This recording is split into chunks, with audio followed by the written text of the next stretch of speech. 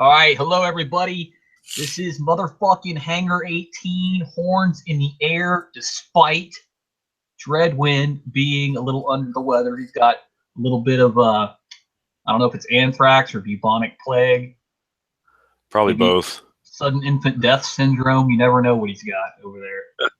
Like a walk-in fucking pharmacy of like, not a pharmacy, a walk-in petri dish is what I meant to say. Pharmacy would be a good fucking thing, right? But anyway, At this point. Yeah, right. As always, your fucking giant blue alien stabby faced motherfucker, Thundercracker. And I just want to say before we start off here, before I introduce Dreadwind, I want to dedicate this show to the guy that took the time out of his day to watch a little snippet of our video and give us a dislike. Thanks, guy. That makes it worth it right there, you know? All opinions appreciated. You know, you watched, 10 seconds of our show and thought, well, I don't like that. So you're like one of those memes where the guy's like sweating, should I be a dick? Should I not be a dick? And then he pressed the I'd be a dick button. So, yeah. With me as always. He probably got on YouTube and like was looking for Megadeth Hangar 18 and then this popped up. He was like, probably. What the fuck is this shit? Right. You're probably right. Yeah. So, fuck that guy. That's all I got to say about that. But with me, as always, my heavy metal brother, the Spock to my Kirk, the panty dropper baritone guy, Sniffly Magoo, Sniffleupagus, Dreadwind. By the end of the show, I might be penicillin. No, yeah, you might definitely need penicillin. All right, let's go ahead and go for a heavy metal news segment. Go ahead there, Dreadwind, with your heavy metal news. Well, sort of heavy metal news. The other day was Valentine's Day. Yeah, that's true. And it also marked the 25th anniversary of the Wayne's World movie. Oh. Which, of course, was directed by Penelope Spheres, who did the, what was that documentary she did? Who? Heavy metal bands. Penelope Spheres. Penelope Spheres? Yeah, the director. Is that like the third Britney Spears? That's Spears. Spheres. Oh, Britney Spears is the porn, like, alter ego of Britney Spears, I think. I don't know. The what's it called? Decline of Western Civilization Part 2, whatever, with all the heavy metal bands from the 80s. The documentary. Never seen that. My guess is what you're calling heavy metal bands from the 80s. I would probably call 90% of them cock rock. Well, she did. It was a documentary that she did. Okay. I can't believe you don't know that. Okay. No. Anyway, also featured Black Sabbath with Dio on the soundtrack as well. So. Okay. There you go. Pretty cool. All right. Yeah. That was interesting. You need to look that up. I can't believe you don't know that. No. I've never heard of that. All right, so yeah, it's got a bunch of metal bands and not just the cock rock bands either. It's got a bunch of the metal bands in there. Like legit metal bands? Yeah, I call Megadeth legit. I call Black Sabbath legit. Yeah. All right, my heavy metal news is a little bit of sad shit, and I don't know if you ever heard of a band called Kitty, but there's a band called Kitty. It's an all-chick band, so I figure you'd be all into it. You seem to like those women bands. But I was never really a big fan of the of Kitty. I mean, they had a couple songs that were like not terrible, but I wouldn't listen to them on purpose. Yeah, ever. So I mean, they're okay, but their bassist died. Okay, and she was 31 fucking years old. Right? That's no time to be dying. Yeah, that sucks. Yeah. So yeah, Trish Doan, or Trisha Jamie Mae Doan, she passed away earlier this month, and yeah, that's not a good thing ever. So yeah, fucking our little heavy metal news is kind of a downer this.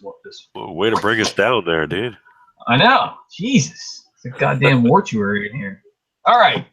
So, on to the fun stuff. Talking about reviews of songs, and all these songs were picked by Dreadwind here. So if they suck, it's all Dreadwind's fault. But I went through them and I've listened to them all, and they don't suck. So, Yeah, see that? yeah, he's off the hook there on this one. Like even bands that I thought like this song was gonna fucking blow ass water, I listened to it and I was like, oh, that's not too bad, right? So yeah, there you go. So anyway, on to our first band, Tyr, from the Faroe Islands, formed in 1998. And this song is off of their By the Light of the Northern Star album released in 2009. This song, what's that? Good album. Fucking amazing album. And this song is called Hold the Heathen Hammer High. And this song is probably one of the better songs off of a good album, right? I mean, there's like, there's like these amazing albums, and then like within the amazing album, there are songs that just like stand out as like really good. Like, for instance, Hangar 18 is like one of those songs off of a really good album that's really good on the really good album. Anyway, it's got a really great opening with guitar and drums. They kind of like they changed the tempo of it like quite a bit. Like it's basically the same little ditty, but then they changed the tempo of it. Yeah. To like from like slow to mid range to like fucking ultra fast.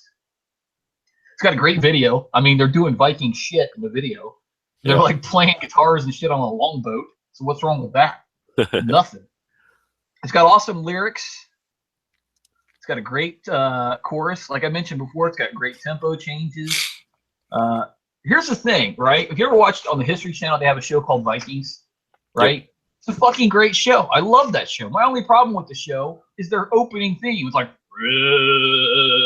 it's like just like some dude just going, why not fucking have some Viking metal, put it on there, like Amon Amarth or Tyr or Fintroll or could be Cleani or any of them, you know? There's like dozens to choose from. Why the fuck would you get some guy to go, sounds like a Gregorian chant? I mean, am I wrong? Would not Hold the Heathen Hammer High make a great opening theme song? That would be, especially the intro to the song would absolutely be awesome. Yes. All right, and my only other note I have is I'm not sure if Harry Johansson owns a shirt, because I have seen him probably in 20 different videos, and I've seen him live like on YouTube. I've never had the pleasure of seeing Tyr live. I really would love to, but I've never ever seen him with a shirt on, ever once. I just wondered if he owns shirts. Anyway, Tyr, Hold the Heathen Hammer High. Let me start that one more time. Tyr, Hold the Heathen Hammer High. I give that a 9.5. And just one more thing I want to say before I get off this here. I'm not sure if you know this or not, but pretty much all of the days of the week are named after Viking gods. And Tuesday is named after Tyr, right? Because originally it was Tiwaz, so Tiwaz Day is Tuesday. So there you go. Fucking learn you up something on Hangar 18. Go ahead with your review, Dreadwood. Thursday is Thor's Day. That's right. And I think Wednesday is Odin's Day. That's why it's Wednesday. Wasn't Friday Frida? Yeah, Freya, yep. Freya, I'm sorry, Freya. Yeah. Yes. Yeah, Frida is like, I think, some T-Mama or something, Yeah, my bad. That's right. Let it go this time. Yeah, I'm enhanced with pharmaceuticals at the moment. Oh, yeah. So yeah, the intro. Again, huh? I love the intro on this song. Very epic Viking metal sound. Oh yeah. With the guitar harmony is really cool. Yeah. And like you were talking about, kicks into the fast tempo. And then about halfway through, they do like a breakdown where it goes back to the intro part, which is really cool. I like that, and the lyrics are really awesome. Kind of talking about, staying true to their pagan roots and stuff. Ways of old that were reluctantly abandoned, and for the scavenger of our souls and stuff like that. Really cool. Mm-hmm. So yeah, I love it. It's definitely my favorite Tyr song off that album, and probably my favorite overall. 9.5. 9. Hey, look at how we matched. Yeah. Here's the thing too. I was looking a little bit looky-loo in the comment section of this song, and man, people were like fucking having like the religious wars. There's like a fucking crusades going on in the comment section. Jesus Christ, Yeah. it's a fucking metal song. Appreciate it for the song. Fuck off. God damn, people got to be so fucking picky about shit. You know? It always reminds me of that scene in Family Guy where they're like everybody's getting along, and then one guy goes, "Hey, look, a magic baby," and then they just fucking start stabbing each other. I I don't know that one. Yeah, well, yeah, fuck it. All right, so anyway, the next song is by a band called Lacuna Coil. And I didn't know this, but they're from Italy. Yeah, you didn't know that? Formed in Italy in 1994. I just fucking found that out today. Yeah. See that? Learned you something. Learn me up. In this song, it's off of their, I'm not sure how to pronounce this, Comalies album from Comalies album from 2002. The song was called Tightrope. And it wasn't a fucking video that I got. I didn't have like the song didn't have a video to it, so I was hoping to see the chick. I mean, come on, that's like part of the charm. I thought they had a video for this one. They probably do, but like usually, like the official video pops up as the first hit on YouTube. Yeah. And it didn't. There's this weird Darth Vader breathing in part of the song. It's like that's not actually. I think that was kind of a poor recording. I don't think that's actually part of the song. Oh, okay, good. Well, it definitely sounds like Darth Vader breathing. So, yeah. There's a. Oh, are you talking about the keyboard thingy?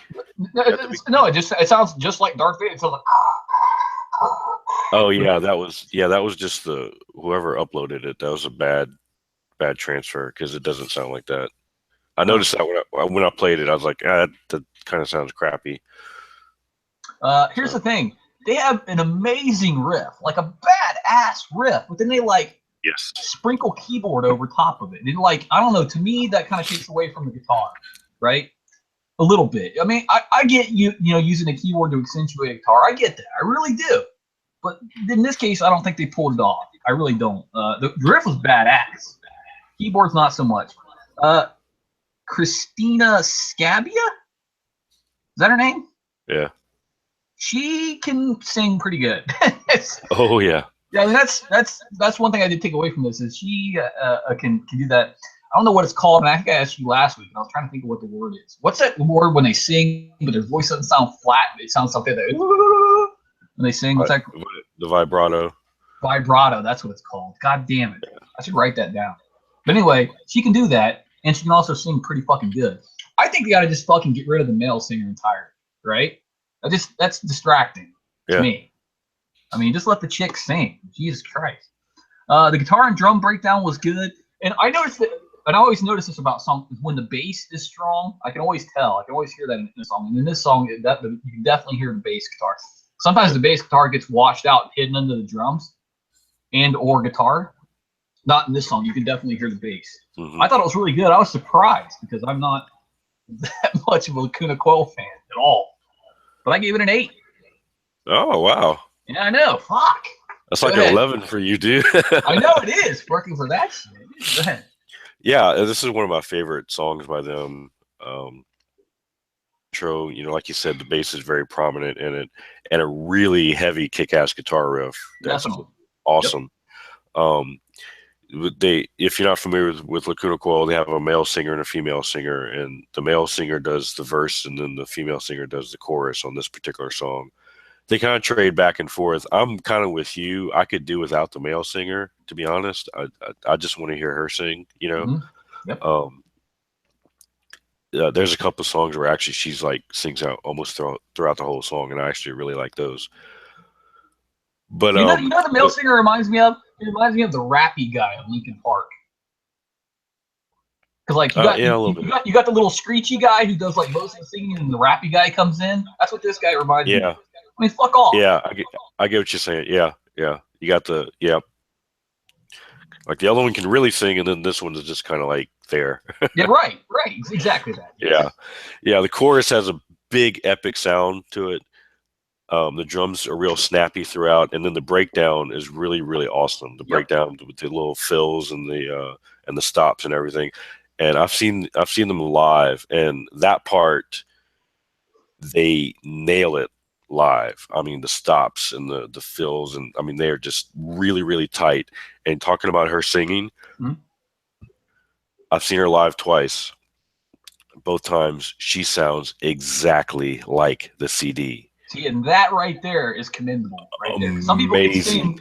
Some people can sing when they get 50 takes, but some people can sing live. That's impressive. It was really impressive to see her sing this live. The male singer was you know, and live you could tell he doesn't sound quite the same live as he does on the CD. It's you know, you can definitely hear a difference. Not with her. It was, I mean, she was pinpoint on, spot on throughout the whole I both wonder if they times I have a saw her. live CD. You know, I don't know, to be honest with you. I don't know. I'll have to look it up. Anyway, I give this one a 9. 9. All right. I'll allow that this time. Just While 'cause I'm you're coughing, sick. yes. Yeah, just because If you're I go sick, I'll silent allow. if I go silent for a little while, it's probably because I'm like having a sneezing fit or blowing my nose or some other disgusting thing. So All right. All just right. so So that's a perfect segue into our next song. yeah, right. Ironically enough, Morbid Angel, Where the Slime Live. Which, They how the live in my fuck, nose at the moment. right? How the fuck are we on volume 20? We just now got a Morbid Angel song. I mean, that's crazy. I don't know. That's what I was wondering. I was like, man, we gotta get some Morbid Angel in here, dude. Because Morbid Angel, as far as death metal goes, they're like right there, 1984, Tampa, Florida. That's like the scene for death metal. This is off their Yeah. 1995 album Domination. Also a good Pantera song. Yep. I have written down the guitar is guttural as fuck. I mean, it's just like it barks at you, basically, right? Yeah. Dave Vincent, he's got like a weird effect on his voice, like throughout this entire song, and he kind of sounds a little bit like Merman, like, but he's got the death metal growl going, but he's got like an underwater death metal growl almost, right? Maybe that's because it's slimy or whatever. Yeah. The fuck. I know what you're talking about. Yeah. But he left the band after this album. This is his last album of the band, Dave Vincent. So it's got a really ponderous riff. I'm not saying that's a bad thing. I'm saying it's just like it punches you and then it keeps punching you, like it's just nonstop jackhammer, right? Yep. It's got a good solo and heavy use of, I don't know what the fuck I wrote there. Heavy use of double something. Double bass. Double bass. That's what I wrote. Heavy use of double bass. Yep. They definitely had the blast beat going. They didn't overdo it either, because I mean, some bands were just like the fucking typewriter all the way through, just. But they actually, spice it up pretty good. And I like Morbid Angel anyway. I'm a fan of Morbid Angel. Yeah. So I give this, and actually, from what I understand, they were going to put out like a slime pack with this CD. With like, I don't know if it was going to be like a CD and like a bunch of slime or what the fuck. Huh. But that got shot down. So I mean, only bands like Slayer could do that with their blood pack. Yeah. But anyway, I give it an 8. Go ahead. Cool. Yeah, the double bass it's really weird because you got the double bass going behind the riff, and the riff is not your typical blast beat riff. It's a very slow, heavy, evil sounding guitar riff, Yeah, then you got the double bass in the background, so it's kind of an odd contrast, but it works, Yep. It's heavy, and then it just keeps getting heavy. It's slow, and it just, like, I have like BT to a pulp, Yep. Yeah. Yeah. Then there's a cool tempo change that kicks into the guitar solo, which is awesome. I'm glad you picked this and not the video, because there's a video for this, but on the video they cut off like the last section of the song, like it ends right after the guitar solo. Well, that would be bad, because that's like the best part. Yeah, I know. So, but anyway, I'm a big fan of this particular song. Also, I give this one a 9. A 9? Fuck. Yeah. Damn. Yeah, awesome. Morbid Angel, man. I remember like a long time ago when I was in high school, and we were watching Headbangers Ball at like 2:00 in the morning. Fucking Morbid Angel came on. We were like, "Holy shit, what is this?" Yeah. We must go out and get these CDs immediately. Yeah. And this was what, 95, and then the album before that was 93. I think so, yeah. I think Covenant, and 95 was when Korn came out, and they were everybody was all big on Korn, and they're using 7 strings, and look what they're doing with 7 strings. Well, I got news for you, buddy. Morbid Angel was using 7 strings. Yeah. Plus, Korn's been around since the goddamn Pilgrims. Yeah. not the shitty iteration that you're talking about, but there you go. All right, so I don't know if you like Torn or not, but I'm not a fan. But anyway, the one that I remember from Headbangers Ball, the chorus was "Bow to Me Faithfully." Oh, that was on. Yeah, that's Gotta Emptiness. That's off Bow to me faithfully. that's off the Covenant album. That's the Just album. like that's fucking like eerie as fuck when he does that. They did that. They did that on Beavis and Butthead too. Did you see that one? Yep. He was Yeah, they go, bow to me. Yeah, back when MTV didn't suck ass water. All right. Yeah. Moving on. The next band is Unearthed. Another band. How did we go this long without having Unearthed on? I know, right? Yeah, I mean that's crazy. We gotta like I don't know, check our credentials or something. I think we get so mixed up in Metallica and Megadeth and Black Sabbath and Pantera, we just like forget about the peripheral bands. Well, I think what happens is we either go like with the big ones, like the big bands like you were just talking about, or the super obscure that nobody's ever heard of, and we kind of miss the ones in between. I think that's a good theory. Good theory. I'm glad the medication is not fucking altering your brain pattern. Yeah. All right. Unearthed, the song is called My Will Be Done. Unearthed formed in Boston, Massachusetts in 1998. So they probably drop all their R's. Talk. So I wonder how they pronounce their own name then. Yeah. Unearthed. All right. Every fucking time I think of fucking Boston, I think of the Wahlbergs. All right, so I don't know why. I don't even know if they're from Boston, but I do because there's some. All right, fuck it. The song. Let me start that one more time. The album is called The March, released in 2008. Great guitars in the opening. The video. This is what I like about the video. It's just like them playing. That's it. That's the video. Yeah. It's just a basic video, and I love that because so many people get like hung up on like having Jesus come down and like fart porpoises out of his butt or whatever the fuck, Like sometimes you just gotta have a band just playing, The breakdown is about, I don't know, 80 million tons of heavy. Yeah. It's just fucking nails you in the head. And the solo is amazing. I give Unearthed My Will Be Done another 8.0. You're doing pretty good with these selections, I gotta tell you so far. Here. Yeah, all right. Yeah, 8.0, go ahead. Yeah, the guitar intro just really gets your attention right from the beginning, and then it kicks into the cool riff.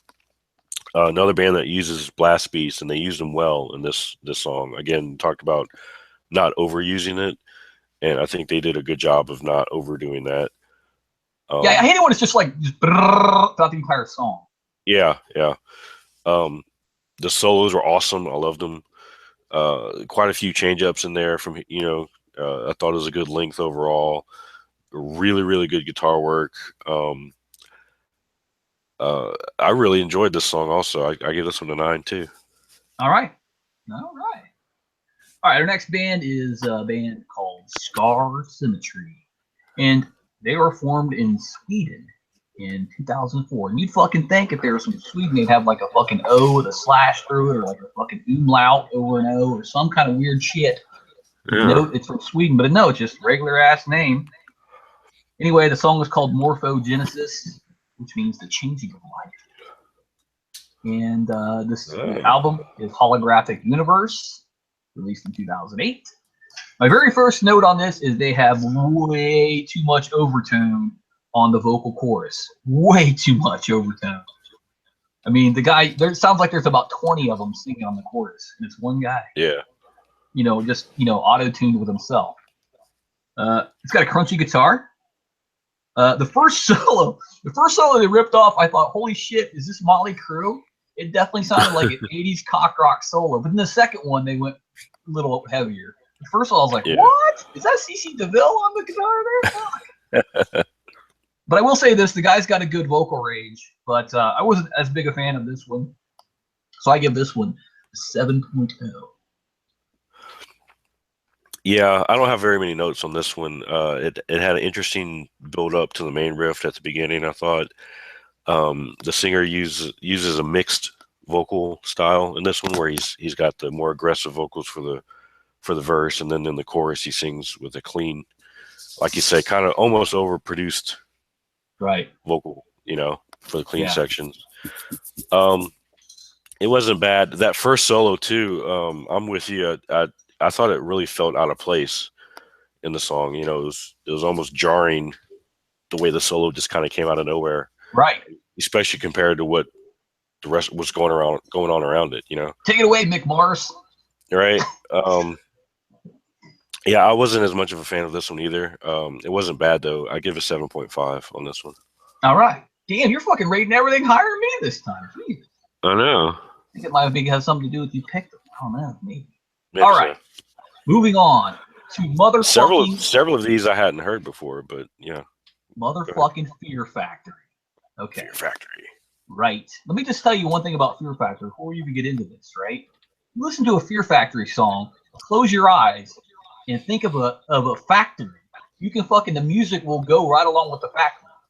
Like their beats and their guitars, you can fucking picture shit getting made. Like it ought to be like, you ought to just, the how it's made show, they ought to just play Fear Factory and not even have the announcer.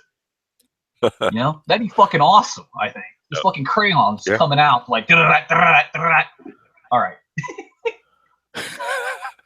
All right, that was fucking weird. All right, anyway, song was called Power Shifter. Fear Factory was formed in LA in 1989.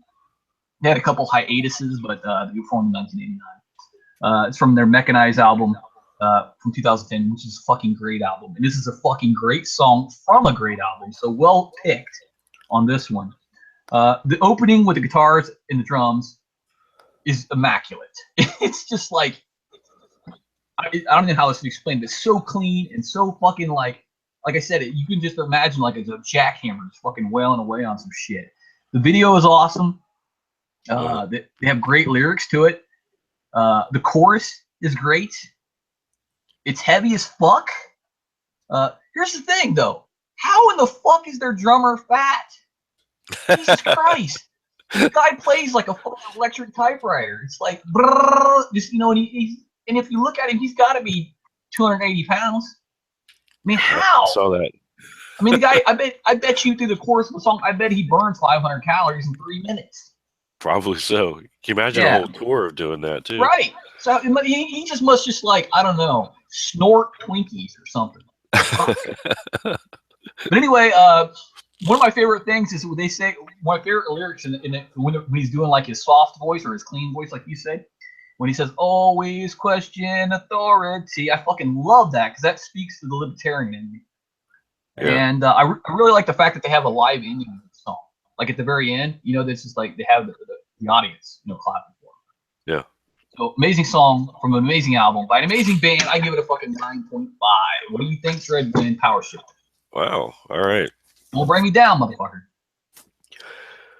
Fear Factory. We talked about blast beats. Yeah. Fear Factory are the gods of blast beats. They wrote the book on it pretty much. Yeah. Yeah. I mean, you listen to them and it sounds like you'd swear it's like robots playing it. It's just so precise. Precise. That was my exact word I was going to say. Precise. I know, man. We're symbiotic. Symbiotic today. Yeah. The guitar player Dino is his right hand is just insane. I mean, to be able to. A little too personal there. Yeah, I know, but you know what I mean. Those rhythms are just, like I said, the speed and precision. It's insane. I don't know how else to put it. It's pretty typical Fear Factory sound, which is awesome. It really sounds a lot like another album that they did, Demanufacture. Yep. Early albums. It sounds like it could have come off of there, which is another amazing album. If you like Fear Factory, this is definitely the song for you. I give it an 8.5. All right. Only because I kind of have to be in the mood for Fear Factory, but yeah, awesome song. Okay, moving on. All right, our next band is Whitechapel, and I'm going to go ahead and be up front. I don't normally like Whitechapel. I'm not a fan of Whitechapel at all. Whitechapel formed in Knoxville, Tennessee in 2006. This is off of their album Mark of the Blade, released in 2016, and this song is called Elitist Ones. I was surprised. Like, I admit it. I was like, what the fuck? This is Whitechapel? Yeah. So the first thing I have wrote down is, why did it have to be snakes? Because the video has all kinds of snakes. Yeah. Every time I see snakes like that, I always think of Indiana Jones. Right. And like just recently, now I want to think every time I see a plane doing something dumb, I'm gonna think of Indiana Jones. Yeah. You heard about that where he's fucking landing on the taxiway? Yeah. Yeah. All right. The vocals are when he's got the exact type of vocals in this song that I'm a fan of. Like not the pussy little warbling bullshit vocals, that you'll hear with like Stone Sour, but manly fucking screaming ass vocals. Here's the best part. The song is about being an elitist and like not thinking anything is good enough. And like if you read the comment, it was pretty ironic because everybody was bitching, but it was not as good as the other Whitechapel shit. They're being Whitechapel elitists on the song Whitechapel did about being elitist. It was like fucking perfect. That's awesome. That's what I thought. It had a great solo, but it was like too short. The guy was like in there for like 5 seconds. Dude, you can't do that. That's like, remember the old Cinemax porn where like you can almost see everything but not. Yeah. The camera angles are all fucked up. That's what that solo reminded me of. Jesus Christ. Or the Spice Channel, yeah, that too. And then my other note that I have was the outro was too long. Like they just went a little too long on the outro because it was like 15 seconds. Come on. Of it toning down. So, but anyway, I like actually longer than that, I think. But go ahead. Right. Well, I'm just talking about where they started to turn the volume down. But I gave it an 8.5. I actually really like this, and that's shocking for Whitechapel because I'm not a big Whitechapel. Yeah, I'm really not either. I'm not too familiar with many of their songs. This was the first time I heard this one, and I was really impressed with this one too. It's a little more tuned down. They're using 7 strings also, and they actually, I think they're doing a drop tuning on this one, so it's a little lower. Does that make it like 6.5 strings? No, it's just 2. I don't fucking know anything about guitars, man. Just trying to throw that out there for the few musicians that may actually be listening. All 2 of you. Anyway, you there? Yeah. Okay. You went quiet. I'm trying to let you go. Yeah, the video was pretty cool with the snake lady and everything. Yeah. I thought the solo was good. I'm with you too about the outro. I thought the outro should have just stopped. Like they had that part where it came to a stop, and it should have ended right there. But then they went into a fade out for like almost a minute, and that was just they should have just stopped it there. But overall, I really liked it. And apparently, in order to be in this band, you have to have like you have to be able to fit like a silver dollar in your earlobe. Oh yeah, they definitely were fans of that shit, huh? I was like, oh come on, really? But anyway, I give it an 8. It was pretty good. Man, I've heard of people breaking their earlobes doing that shit. Yeah, it's it's a little extreme. Yeah, fucking yeah. I mean, wait, we teach his own, right? But I mean, yeah. The whole band's doing it. It's like, come on, guys. I mean, I got my giblets, tattooed like a barbershop pole, but I'm not gonna judge you like that. Yeah. I'm just joking. Too much information. All right, no, I'm kidding. It's the North Pole. All right. So anyway, moving on to the next band, Meshuggah. This is called Corridor of Chameleons. And it's from Chaosphere, which is like the Meshuggah album from 1998. Meshuggah formed in Sweden in 1987. It's a pile driver, and I know everyone's probably not going to like this because he's not a big Meshuggah guy, but it's a pile driver right off the rip. They sound like Electric Shock Therapy. This song reminds me of Electric Shock Therapy, and then right after that, they fucking take a brain boring drill and fucking zip that in.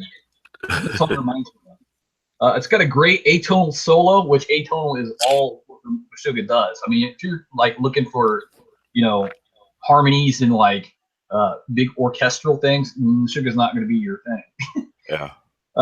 They have the staccato singing that he does in this, and these people are calling it rapping. It's not rapping. He wasn't rapping, but he was doing like a staccato singing to the beat, which was really, really fucking awesome. And the lyrics were great too. But again, in this song too, the fucking outro was too long. So yeah, I really like this. I like it even better. Well, same as the last one. I give this one an 8.5 as well. Go ahead, try to win. Meshuggah. This one, more blast beat kings with these guys. Again, they like the blast beats. Um, there was a change up to about 2 minutes in, where it kind of the riffs kind of changed up and everything, and the tempo changed up a little bit. And, um, they made a lot of use of like different sounds with their guitars. Where you go from low to high and stuff like that, which was kind of neat. This was this album was when they were still using 7-string guitars before they went to 8 strings, and I think they're even messing around with 9 strings now. So whatever. Hey, so when they got the guitars with 2 guitars, is that a 12-string guitar? Sure. You can't mess with me like that right now, man. Take you a second, huh? Everything's like working slow right now. I'm in slow motion. Right. Yeah, I thought the song was a little too long though. Again, with the outro and everything too. I'm with you on that. So I didn't care for this one as much as the other ones. I give it a 7, I guess. Damn. All right. I knew he was gonna bring me down. I knew it. Yeah, not a big Meshuggah fan. I know. It's like fucking foghorn leghorn. I can smell it. It went bad. I mean, it wasn't like a 5 or anything. So. You will fucking have a Meshuggah tattoo by the end of this year. Just telling you, fucker. All right. Our next band. I'll be happy if I can just learn how to spell it. Yeah, that's true. I always want to put 2 S's. Wait, I think it has to. I don't fucking know. It is hard to spell. Anyway, our next band is Trivium, formed in Orlando, Florida, in 1998. This song is called Contempt Breeds Contamination. And it's from their album The Crusade from 2006. Another blast beat song. Yeah, a lot of that in here. Yeah, they definitely had some blast beat going on. Here's the thing, and I'm going to go ahead and go off on a little bit of a tangent here. Okay, cops fuck up. I get that. Cops will occasionally shoot somebody they shouldn't have, beat somebody up they shouldn't have. I get that. Cops are humans. They're fallible, right? There are some shitty cops. There are some evil cops. There are some cops that shouldn't be cops, right? But when you make like a huge issue out of every single incident, and yes, they should be prosecuted. They should, they should have face penalties. I get that, right? Because they're not above the law either. But here's the thing: the vast majority of interactions between the public and the cops are positive, right? Cops are there to protect you. I mean, they're mostly good people, okay? But like, there's this narrative going around that like cops like go around looking to fucking kill people and start trouble, and that's bullshit. I'm sorry, but that's bullshit. I mean, they're not like this heinous evil Gestapo out to fucking hurt us. They're just not. And I don't. If fucking people don't like that, fuck. That's the way I look at it. All right. But anyway, and yes, like I said, there are some bad cops, and they do some bad shit here and there. But for the most part, they're good people. They're trying to keep you safe. And if it wasn't for cops, I mean, you'd be on a fucking spit in some post-apocalyptic thing, and some dude with a fucking hockey mask be fucking taking bites out of your thigh. Just saying. All right, back to the song. All I have to tell you. Watch some Mad Max movies, and you'll get an idea. Right. The lyrics were a little bit too anti-cop for me. That's what I was trying to get at. Yeah, I'm with you. The great guitar. The guitars almost reminded me of later Pantera, like Trendkill, and I can't believe I can't think of the one. The fucking one with Revolution is my name on it. Reinventing the Steel. Yeah.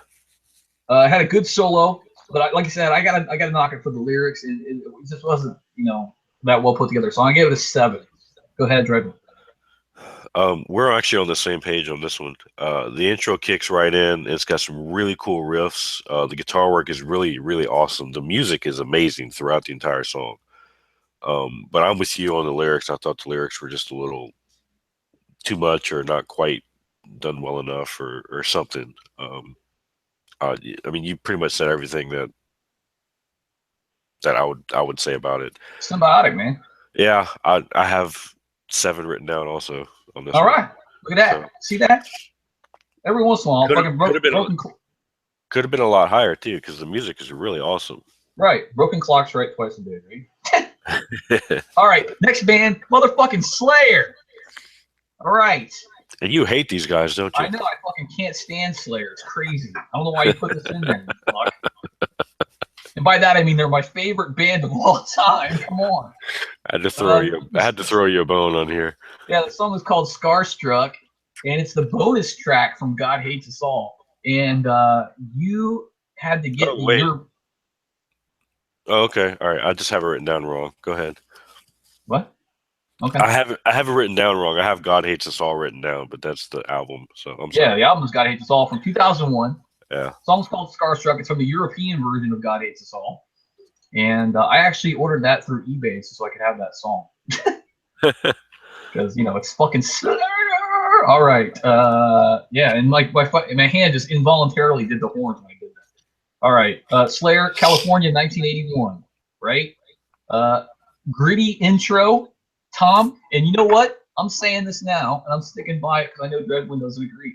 Tom is great on vocals, especially on this song. Great lyrics. I don't know what that says. It looks like Darwin Spittoon. So I'm not sure what I was trying to write there. Oh no, drumming is spot on. That's what it says. Where'd you get that from? I don't know. I have no fucking idea. I got shitty handwriting. All right. And the lyric that I really like, Darwin Spittoon. I love that. That would be a fucking band name, right? I'm kidding. All right. The lyric that I really like from this song is he said, "If you want hell, here I am." That's fucking badass. I don't care who you are. I give this a 9.5 because it's Slayer. And anything that Dreadwind says that's less than 9 is automatically disqualified. So go ahead, Dreadwind. Darwin's Platoon. Okay, I got that. No, Darwin's Spittoon. Spittoon. I'm sorry.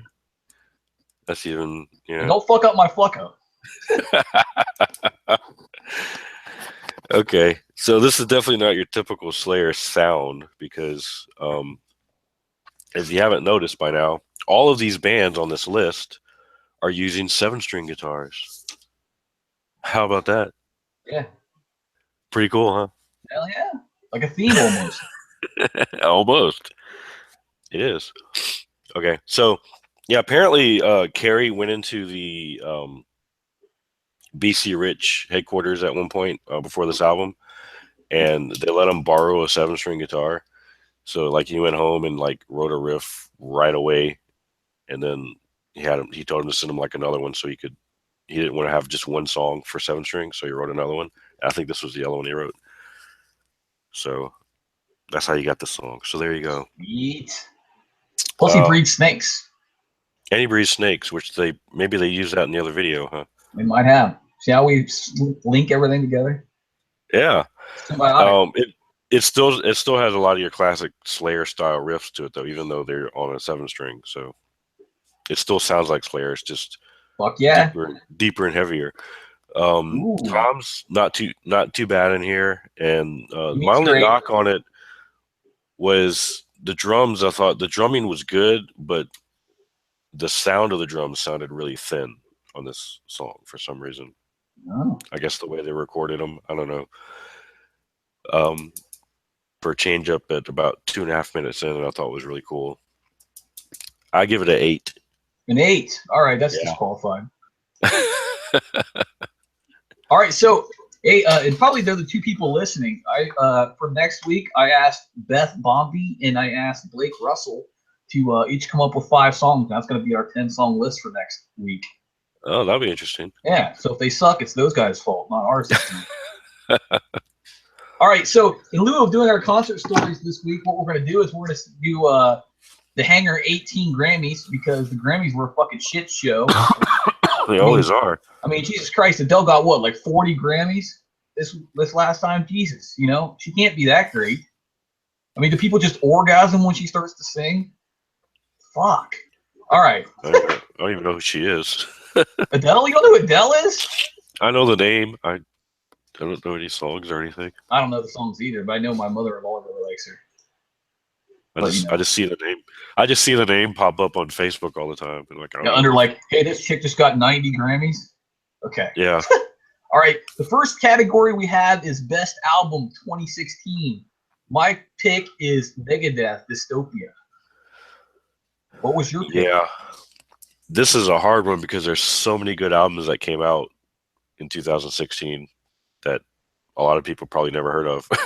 Yeah, true that. You know, because there's so many good albums that are not named Metallica that Right? came out in 2016. That was a fucking abortion anyway. Fuck that thing. Testament had a great album that came out last year. Anthrax had a great album that came out last year. Oh yeah, For All Kings, that's a great album. Amon Amarth had a great album that came out last year. Yep. Crowbar had a great album that came out last year. Yams Viking, you're right. Yeah. Sabaton had a great album that came out last year. Yeah, even Death Angel had a great album that came out last year. Hard to pick a best album, but I had to go with Megadeth Dystopia. Oh, look at that. We fucking matched up. What do you know? Yeah. Symbiotic. All right. Best metal performance 2016. I'm going to go with Machine Head, A Night with Machine Head. I mean, they come out there and kick your ass for 2.5 hours. They play all their biggest hits. They have great crowd interaction. And they're fucking Machine Head. I don't know if you've ever seen, they're just amazing live. Just outstanding live. I mean, they sound like just like spot on when they're playing live. They're amazing musicians. Phil Dimmel's an amazing guitarist. So is Rob Flynn, really. And yeah, I'm gonna go with Machine Head, A Night with Machine Head. What'd you pick? Okay. Best metal performance of the year. I'm going to go with Sabaton. Their recent album that came out last year, The Last Stand. There's actually a special edition that you can get. It's a 2-disc set, and the first disc, of course, is the album. The second disc is a DVD of them playing live. I love those. In France, which was recorded in earlier in 2016. And it's an awesome live show to see. So I'm going to give them my best performance award. Awesome. And you know what? To the people that say that Sabaton glamorizes Nazism, fuck you. I mean, they also glamorize the Roman legions and the Gaulish warriors and the Vikings. They sing songs about all that shit. All right. It's history. Exactly. It happened. Get over it. All right. Yeah. Lifetime Achievement Drummer. My pick for Lifetime Achievement Drummer is Chris Adler. Okay. I knew you were going to pick him. Megadeth, Lamb of God. I mean, the guy's amazing. He's like one of my favorite drummers ever. I was borderline between him or Nick Menza. I picked Chris Adler. There you go. Yeah. I thought Nick Menza too. I had a couple choices here for that. I think I'm going to go with I wrote one down, but I think I'm going to change it. I think I'm going to go with Dave Lombardo. Oh, good pick. Good pick. Yeah. Slayer. Out of that hole. I think he's currently playing with Suicidal Tendencies. I think you're right. Yeah. So, all right. Yeah. Good pick. All right. So I like that. So Lifetime Achievement Guitarist. I got to go with Zakk Wylde. Huh? Yeah. Do you think Zakk Wylde? You don't like Zakk Wylde? I have nothing against Zakk Wylde. I love Zakk Wylde. I was going to say, goddamn. Except for his overuse of pinch harmonics, but he does do that quite a bit. In fact, you can always tell when it's him. Because first off, the guy, not only is he an amazing guitarist, he also is a really good vocalist. Yeah. He plays harmonica, he plays the bass, he's done acting. I mean, he's like, plus again, he looks like a Viking. Zakk Wylde, Lifetime Achievement Guitarist. Who did you pick, Dreadwood? And he's goofy as hell too. He is that's for sure. His commercials are pretty funny. For Lifetime Achievement, I'm going to do a posthumous award and go with Dimebag Darrell. Dimebag Darrell, good choice. Yep. All right. Very good friend of that. Indeed. All right, and all this is going to tie in really good, and that was unexpected. Lifetime Achievement bassist, I'm going with Rex Brown. Oh, okay. Rex Brown, who has written a book called The Official 101 Proof, the inside story of Pantera. He was in Pantera. He was in Down. He was in Crowbar. I mean, that's like a litany of great bands. Plus, again, he looks like a Viking. Good choice. Who would you pick? I'm going to do another RIP selection. Cliff? Peter Steele. Oh, well, good one. Good one. And the reason he was primarily a bass player, but he was so much more than that. He was a bass player, singer, songwriter. I mean, everything. So artist. I mean, you could have put him just about anywhere. But plus I hear he had a gigantic schlong. Apparently. I always love those pauses when I throw shit like that. All right. Lifetime Achievement Vocalist. I know that that Dreadwin's not going to agree with this one, but I picked Chris Barnes. Chris Barnes from Cannibal Corpse, 6 Feet Under, Torture Killer, Leviathan. I mean, the guy's pretty awesome, and plus he's like a big advocate for legalizing marijuana. So I really like the guy. Plus he got dread, and plus he looks like a Viking. So there you go. Fucking went round robin with that. You got a theme going on here with I definitely do. So yeah, Chris Barnes is my guy for you can make like an all-star Viking band. I could. They could like go up against Amon and Mars and like fucking go at each other with axes. It'd be awesome. All right, so who's your pick? Like a Royal Rumble or something. Hell yeah. Cool. Lifetime Achievement Vocals. Rob Halford. Good pick. Man's a legend. I mean, what else is there to say? Yeah. I mean, even I grudgingly admit that, the man can sing really good. All right. Oh, and also on the special edition of the Sabaton CD that came out that has the album and the DVD that I mentioned earlier, there are 2 bonus tracks. One of them is a Judas Priest cover song. Which one? All Guns Blazing. I've never heard of that one. Yeah. All right. Here we go for the final one. If you're fucking sick and tired of Lady Gaga coming out and shaking her ass to a shitty Metallica song, and James' mic cutting out, people are like, oh, what do you think of Hardwire? I'm like, dude, I haven't liked Metallica in like 20 years. So not so much, all right? Anyway, live act, brace yourselves for this one. It would never happen, but it'd be so badass if it did. Pantera with Zakk Wylde. Oh. So I tied that into everything else? Yeah? Yeah. How fucking awesome would that be? That would be pretty awesome. All right, that'd be my live act. I got to go with Black Sabbath. Black Sabbath. All right. But the only bad part about that is like all the little fuckwads that are like, oh, they'll be back. They'd be like, see, I told you so. Yeah. Yeah, that'd be the only downfall of that one. Yeah. All right. Hey, that about does it for this edition of Hangar 18. Again, like I said, next week we're going to have picks from Beth Bombi and Blake Russell, 2 friends of mine. And I think they're friends of Dreadman's too. I know Beth is. I'm not sure if Blake is, but they are good people, and they're both metalheads. So I mean, they're not maybe like insane as Dreadman not, but I mean they're definitely metalheads. Blake, I don't know. Blake's kind of maybe borderline insane. You know that, but he likes kind of like the power metal stuff. So and I think Beth likes the kind of more classical stuff. Yeah, I think she's more thrash and stuff.